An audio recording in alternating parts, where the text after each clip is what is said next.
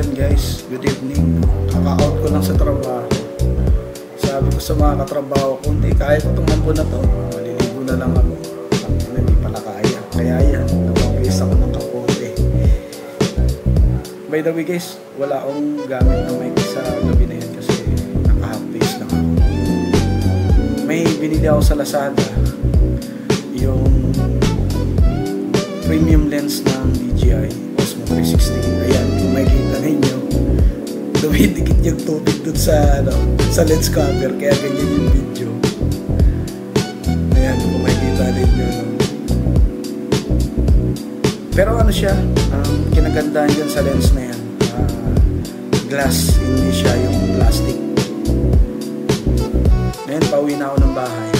Tinesting ko lang ulit kung okay ba talaga yung footage. Tingin ko okay naman yung footage niya. Talagang umulan lang talaga sa gabi na yan. Kanina kasing umaga, maaraw. Pero tangina, dating ng gabi, biglang ulan. May goods naman, no? Sa quality, okay naman yung video quality siguro. Yan lang talaga, no? Yan lang siguro ang downside niya kapag umuulan. Talagang kumakapit yung tubig niya dun sa lens guard. Hindi siya yung dumudulas. Tapos ayan, pagdating ng Cubao, takto na yan, wala nang ulan. Ang pangit kasi ng panahon na yan, kagabi, paputol-putol yung ulan. Ulan, hihinto, ulan, hihinto. Kaya nakakatamad din yung kapote. Yung problema kasi, yung mahinang ulan lang, madulas yung kalsada.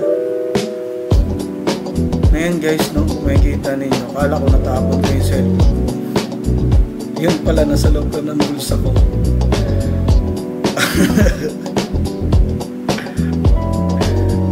Medyo makakalimutin na tayo guys. Ayun lang. Ayan, dito na tayo. Ayan, makikita ninyo, no? Medyo malo.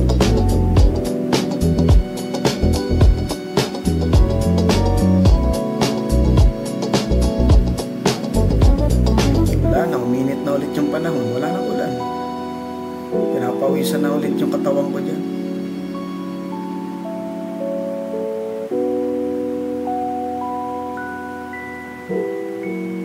Kaya nahubarin ko na. Hubarin ko na muna yung kapote ko dyan.